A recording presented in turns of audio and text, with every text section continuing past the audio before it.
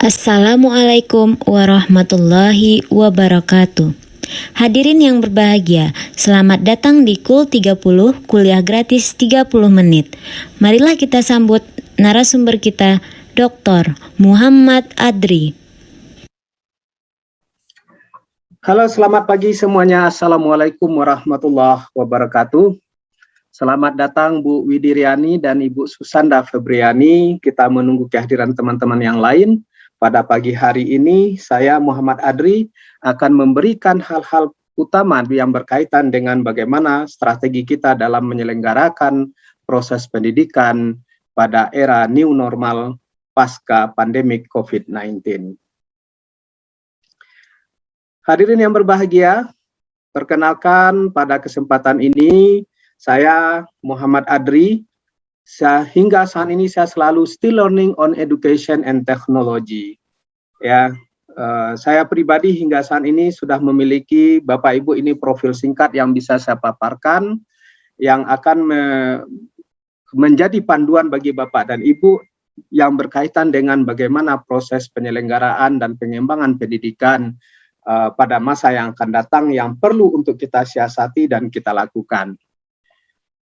17 tahun sudah saya bereksperience di dalam hal pengembangan online learning semenjak tahun 2004, ketika itu mengikuti program sertifikasi dan pelatihan bersama Kementerian Pendidikan dan Kebudayaan bekerja sama dengan Institut Pertanian Bogor di dalam pengembangan learning management system berbasis Moodle. Kemudian 15 tahun bereksperience di dalam pengembang multimedia instructional design, program pengembangan pembelajaran berbasis teknologi multimedia, yang juga dilaksanakan kerjasama antara Kementerian Pendidikan dan Kebudayaan dengan Institut Pertanian Bogor. Kemudian 13 tahun bereksperience di dalam pengembangan blended learning research and design. Semenjak tahun 2008 dari Institute of Education University of London, dan 11 tahun bereksperience dengan Microsoft Educational Toolkit semenjak 2010, dan kemudian khusus pada aspek teknologi in education 8 tahun dari Nanyang Politeknik pada tahun 2013 yang lalu. Baik Bapak dan Ibu, 20 menit ke depan kita akan mencoba untuk menggali dan memahami kembali bagaimana paradigma dunia pendidikan kita Assalamualaikum hingga saat ini. Salah satu kondisi yang sangat mengkhawatirkan kita pada saat ini adalah Bapak dan Ibu, dengan kehadiran pandemi COVID-19, coronavirus, yang telah mengubah kehidupan kita di dalam segala aspek, tidak hanya di dalam hal dunia pendidikan, hampir semua aspek kehidupan, dan ini sudah kita rasakan selama 1 tahun. Banyak kejanggalan, banyak kegagalan, banyak halangan, rintangan yang kita rasakan akibat pandemik ini. Nah, khusus di dalam dunia pendidikan Bapak dan Ibu, apa yang kita rasakan? Hampir semua orang berteriak, mempertanyakan bagaimana mungkin saya akan bisa berubah secepat ini. Kebanyakan kita masih nyaman dengan kondisi belajar konvensional, belajar tatap muka. Lalu tiba-tiba Maret 2020 proses pembelajaran itu tidak lagi kita lakukan secara tatap muka, tetapi kemudian harus berlangsung secara daring. Akibatnya apa Bapak dan Ibu? Sejak saat itu tidak ada aksi yang tidak dilakukan oleh guru, dosen, ataupun tenaga instruktur di lembaga-lembaga diklat, pemerintah maupun non-pemerintah, demi menyelamatkan dunia pendidikan tanpa dukungan teknologi online. The power of kepepet muncul saat ini. Kita melihat ada yang bisanya hanya menggunakan WhatsApp, aplikasi text messaging dan multimedia yang paling populer saat ini. Maka kemudian dengan WhatsApp, kita mencoba untuk melayani peserta didik kita. Men-share berbagai informasi kepada anak didik. Men-share berbagai bahan ajar kepada anak didik kita, hanya agar bisa mempertahankan status mereka untuk belajar. Meskipun pada saat itu kondisinya kita sebagai guru, sebagai dosen, sebagai instruktur, dengan istilah work from home, dan anak didik kita study from home. Tapi setidaknya itu adalah mencerminkan mulai munculnya tingkat awareness, tingkat kepedulian dari personal-personal atau individu-individu guru, dosen, dan instruktur di dalam menyelenggarakan dan melaksanakan tugas dan fungsinya sebagai pendidik, sebagai pelatih, sebagai mentor. Maka kemudian Bapak dan Ibu,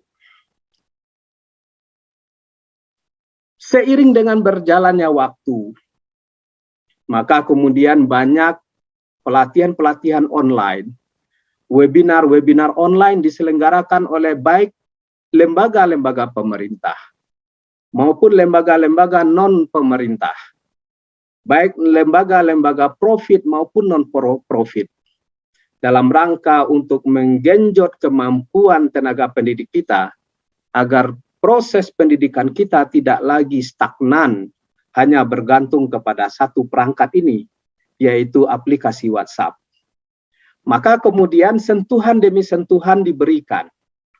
Mulailah kita bermigrasi, memanfaatkan teknologi-teknologi pendukung. Lalu kemudian perkuliahan, pembelajaran tatap muka pun mulai dilakukan. Tapi Bapak dan Ibu, dilakukan secara maya. Ya, di mana aplikasi Zoom, Google Meet, Cisco Webex itu menjadi aplikasi web conference yang primadona hampir 1 tahun terakhir. Peningkatan jumlah user penggunanya tidak terbilang lagi, hampir puluhan ribu %, diakibatkan oleh desakan dan dorongan pandemik pada saat ini. Dan pemanfaatan teknologi ini tidak hanya terjadi di dunia pendidikan, bahkan di dunia kerja pun juga demikian. Meeting-meeting penting pun hari ini tidak lagi dilakukan dengan tatap muka, tapi kemudian dilakukan secara virtual dengan menggunakan 3 big application tadi, Zoom, Google Meet, Cisco Webex. Maka Bapak dan Ibu, selama 15 hari ke depan, saya Muhammad Adri siap untuk membantu Bapak dan Ibu di dalam KUL 30, kuliah gratis 30 menit, dengan agenda yang akan Bapak Ibu lalui dalam 4 stage berikut ini. Stage yang pertama adalah berkaitan dengan educational understanding.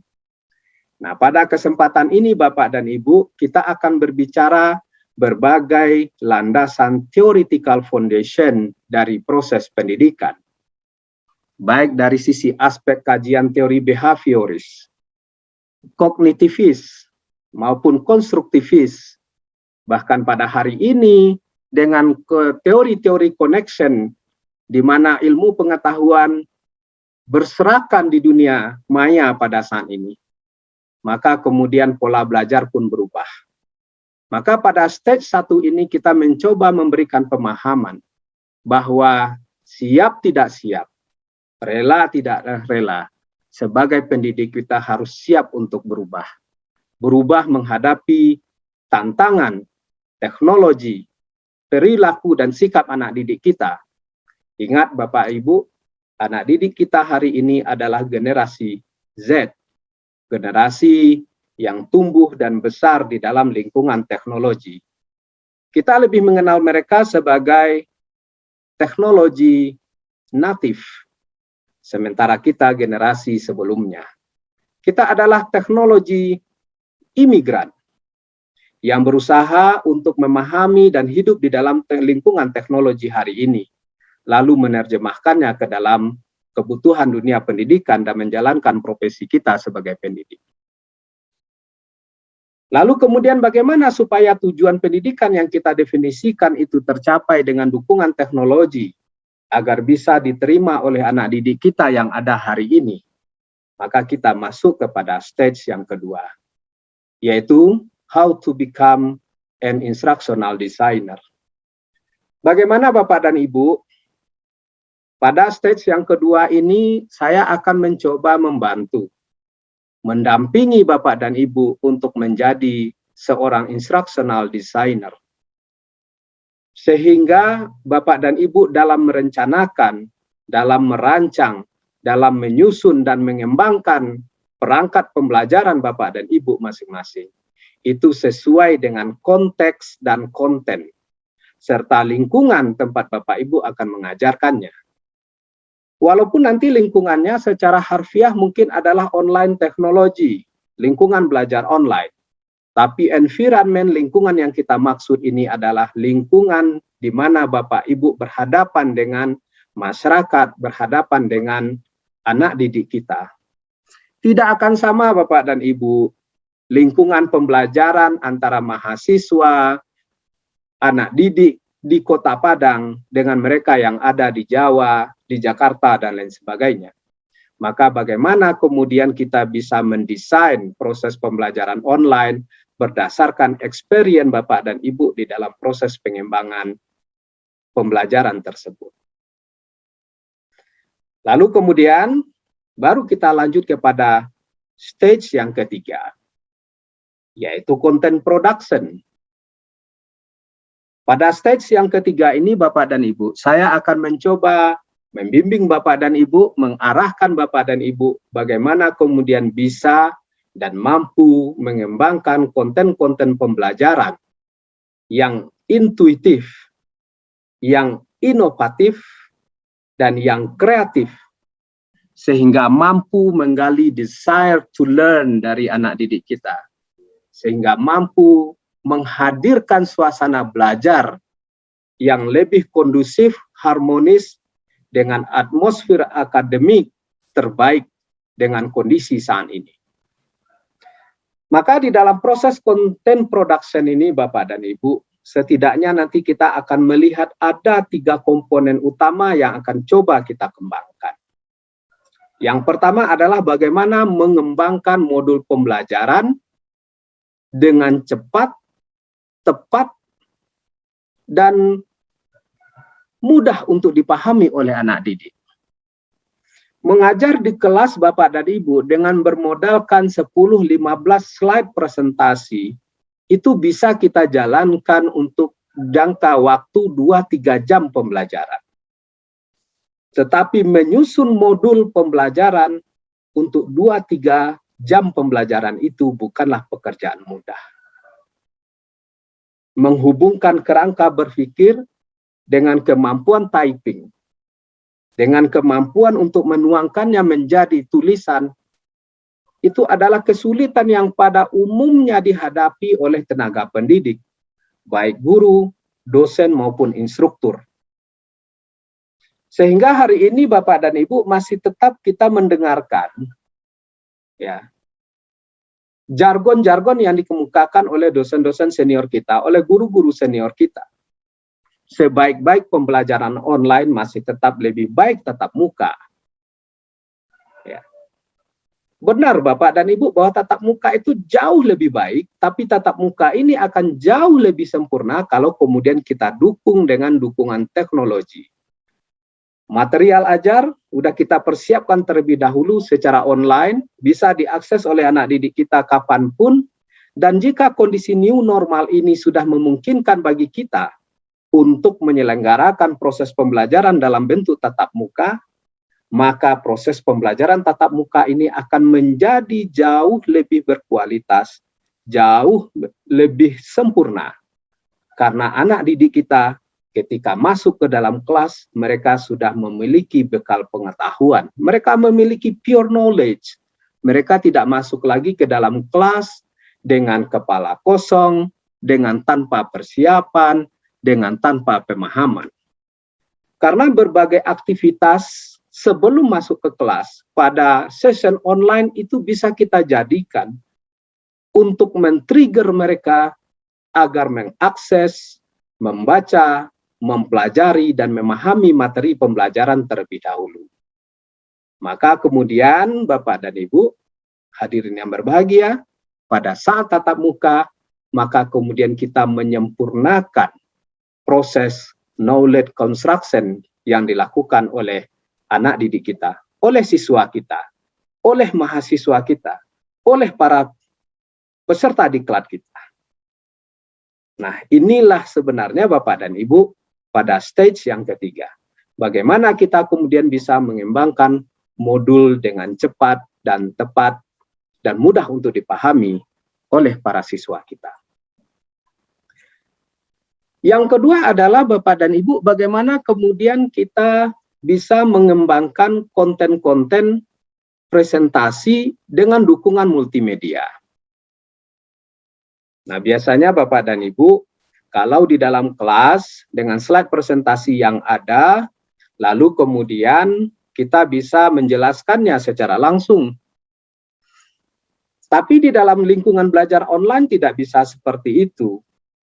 Maka mau tidak mau slide presentasi tadi tidak bisa hanya kita upload dalam bentuk dokumen pasif yang kemudian di-download oleh siswa tanpa ada narasi penjelasan yang akan bisa membuat mereka memahami bagaimana konten dari materi itu.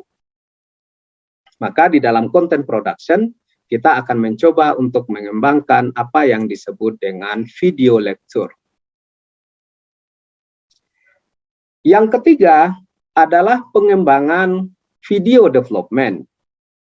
Kadangkala di dalam proses pembelajaran itu Bapak dan Ibu tidak hanya dalam bentuk video lecture, tapi kita bisa menyertakan video-video pendukung, lalu kemudian kita lakukan editingnya. Maka tahap content production yang ketiga itu berkaitan dengan video production and editing. Nah, ini yang akan kita bahas pada stage yang ketiga. Lalu kemudian pada stage yang keempat, bagaimana kita mempublish, dan lalu kemudian Bapak dan Ibu bisa berhasil menjadikan bahan ajar yang sudah Bapak Ibu kembangkan itu menjadi income pasif. How to publish and make money with your skill. Inilah kira-kira Bapak dan Ibu hadirin yang berbahagia, 4 agenda yang akan kita coba tuntaskan dalam 15 kali pertemuan full 30, kuliah gratis 30 menit. Kenapa ini perlu kita lakukan? Setidaknya Bapak dan Ibu selama 15 hari ke depan, maka 4 hal ini yang akan saya coba untuk diberikan kepada kita semua. Yang pertama adalah bagaimana meningkatkan awareness.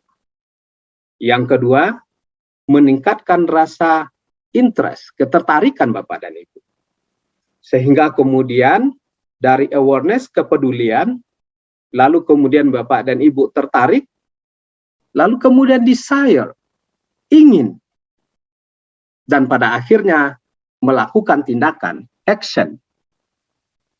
Tidak ada satu konsep pendidikan pun yang Bapak Ibu pahami yang akan berhasil diimplementasikan tanpa action. Maka di dalam proses perancangan pembelajaran juga demikian. Bagaimana kemudian kita berhasil meningkatkan awareness anak didik kita. Bagaimana kita bisa berhasil meningkatkan ketertarikan mereka.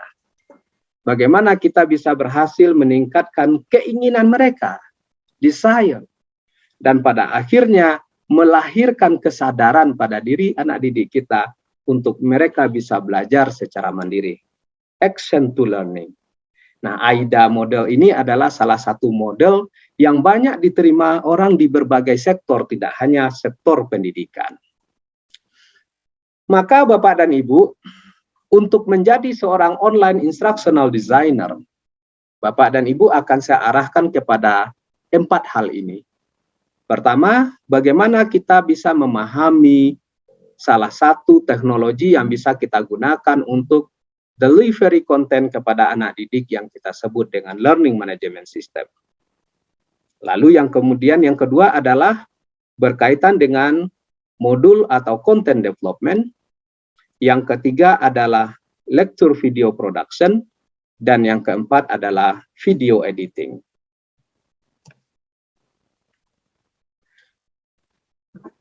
Robert Kiyosaki menyatakan, Bapak dan Ibu, bisnis pendidikan adalah salah satu industri terbesar di dunia.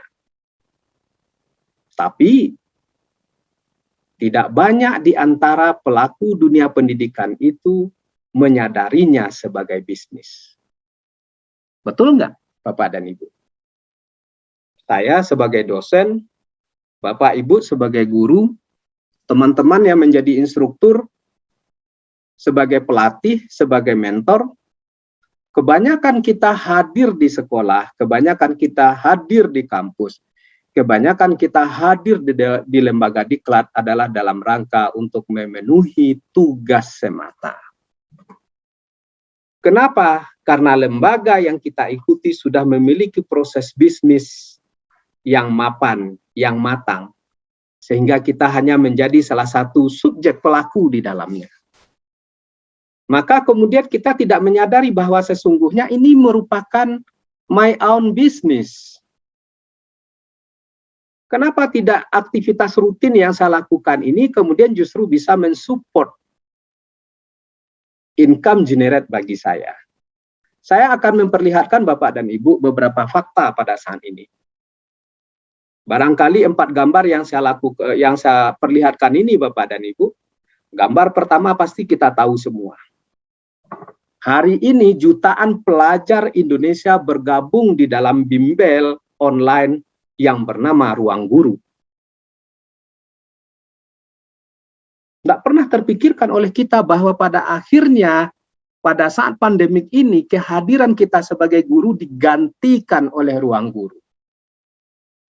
Anak didik kita, demi satu mata pelajaran, Bapak dan Ibu, rela membayar 200-300 ribu untuk bisa ikut di dalam bimbingan online ini. Udemy, Coursera, edX itu adalah platform massive open online course di dunia yang bisa kita manfaatkan nantinya, Bapak dan Ibu. Keterampilan Bapak Ibu dalam mengajar dengan membuat video tutorial, lalu nanti dipublish di Udemy, di Coursera, maka kemudian pada akhirnya Bapak Ibu bisa menjualnya. Nah, ini yang saya maksud. Saya berikan gambaran salah satu contoh. Kalau satu kursus pelajaran saja di Ruang Guru dibeli oleh anak didik kita dengan harga 250.000, kalau jumlah siswa yang mengakses di Indonesia ini saja, Bapak dan Ibu, ada 1.000 siswa saja dari ratusan ribu siswa yang ada di Indonesia. Maka tanpa Bapak Ibu sadari, Bapak Ibu sudah menghadirkan income pasif 250 juta. Ini salah satu contoh. Ya, terlepas nanti fee yang diberlakukan oleh Ruang Guru, deal-deal lain yang ada di balik sistem mereka. Tapi paling tidak Bapak dan Ibu, di luar mengajar sehari-hari di sekolah, di luar dari kegiatan kita mengajar sehari-hari di kampus, ada income lain yang masuk secara pasif. Udemy, rata-rata satu kursusnya itu bernilai jual adalah 1.250.000 sampai 2.500.000. Kalau jumlah siswa ada 1.000 siswa saja Bapak dan Ibu, income yang didapatkan oleh Udemy adalah untuk satu kursus kurang lebih 2,5 miliar rupiah. Nah, nanti kita pengajar dapat fee berapa persen? 50% misalnya. Maka ya sudah, kita menerima 1,25 miliar. Lalu Coursera dan edX, itu adalah platformnya MOOCs. Biaya kursusnya gratis Bapak dan Ibu. Nggak berbayar ini edX. Tapi nanti bagi peserta yang ingin mendapatkan sertifikat kelulusan, maka masing-masingnya harus membayar $250. Kalau jumlah siswa satu course yang ada di edX dan Coursera itu adalah 1.000 siswa, dan kalau kita asumsikan $1 itu adalah Rp15.000, maka kita udah bisa bayangkan berapa nilai sertifikat yang bisa dihasilkan dari edX, dari Coursera. 3,75 miliar rupiah. Ini adalah contoh-contoh Bapak dan Ibu bagaimana kemudian teknologi itu memberikan perubahan-perubahan nyata di dalam bisnis edukasi, di dalam bisnis pendidikan. Lalu muncul pertanyaan, bagaimana cara kita membangun hal sejenis tapi milik kita sendiri?